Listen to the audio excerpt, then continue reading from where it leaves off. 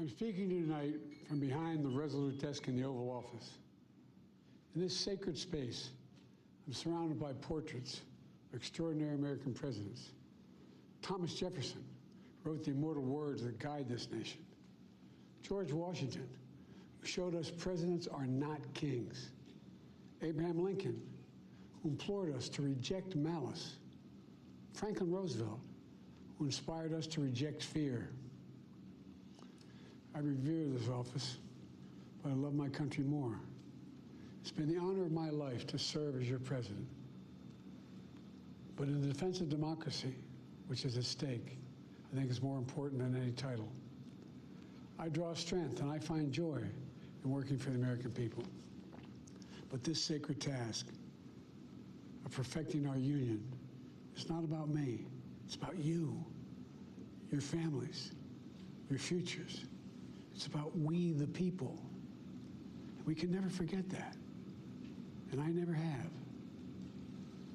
I've made it clear that I believe America is at an inflection point. One of those rare moments in history when the decisions we make now will determine our fate of our nation and the world for decades to come.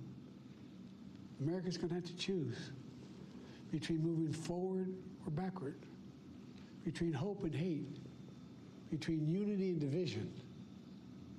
We have to decide, do we still believe in honesty, decency, respect, freedom, justice, and democracy? In this moment, we can see those we disagree with not as enemies, but as fellow Americans. Can we do that? Does character in public life still matter?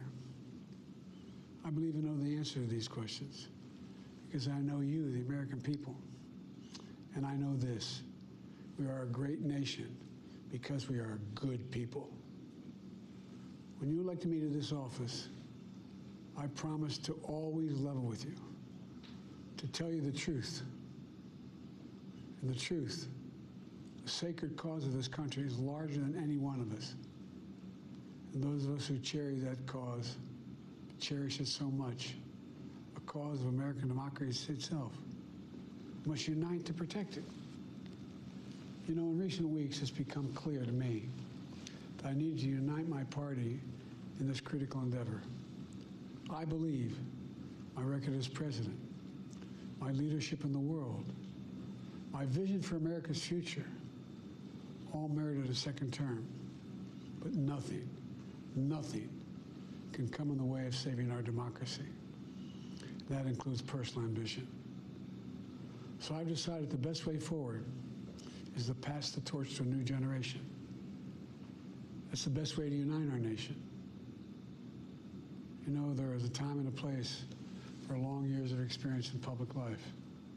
But there's also a time and a place for new voices, fresh voices, yes, younger voices. And that time and place is now. Over the next 6 months, I'll be focused on doing my job as president.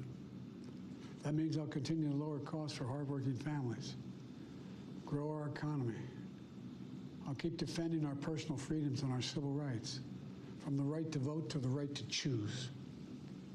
I'll keep calling out hate and extremism. Make it clear there is no place in America for political violence or any violence ever, period. I'm going to keep speaking out to protect our kids from gun violence. Our planet from climate crisis is the existential threat. And I will keep fighting for my cancer moonshot so we can end cancer as we know it, because we can do it.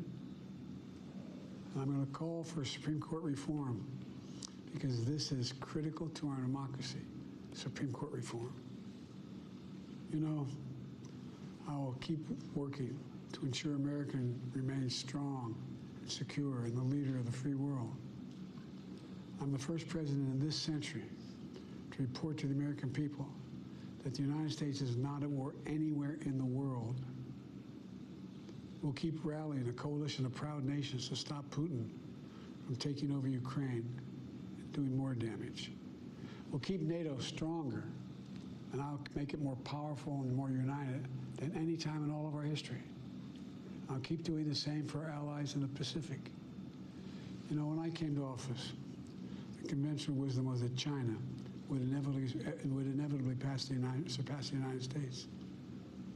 That's not the case anymore. And I'm going to keep working to end the war in Gaza, bring home all the hostages, and bring peace and security to the Middle East and end this war. We're also working around the clock to bring home Americans being unjustly detained all around the world. You know, we've come so far since my inauguration. On that day, I told you, as I stood in we stood in a winter of peril and a winter of possibilities. Peril and possibilities. We were in the grip of the worst pandemic in the century, the worst economic crisis since the Great Depression, the worst attack on our democracy since the Civil War. But we came together as Americans, and we got through it.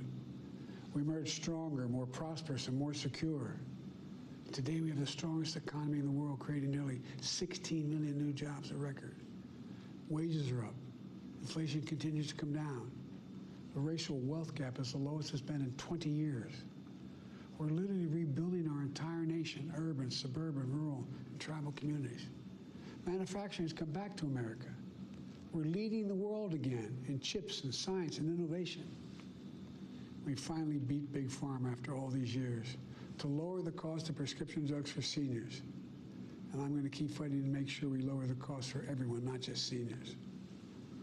More people have health care today in America than ever before. And I signed one of the most significant laws helping millions of veterans and their families who are exposed to toxic materials. You know, most significant climate law ever in the history of the world. The first major gun safety law in 30 years. And today, the violent crime rate is at a 50-year low. We're also securing our border.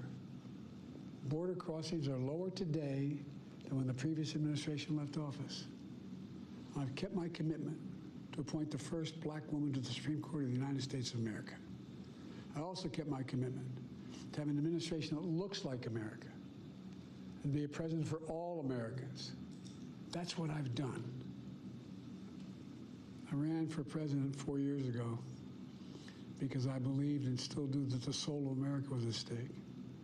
The very nature of who we are was at stake. And that's still the case. America's an idea stronger than any army, bigger than any ocean, more powerful than any dictator or tyrant. It's the most powerful idea in the history of the world. That idea is that we hold these truths to be self-evident.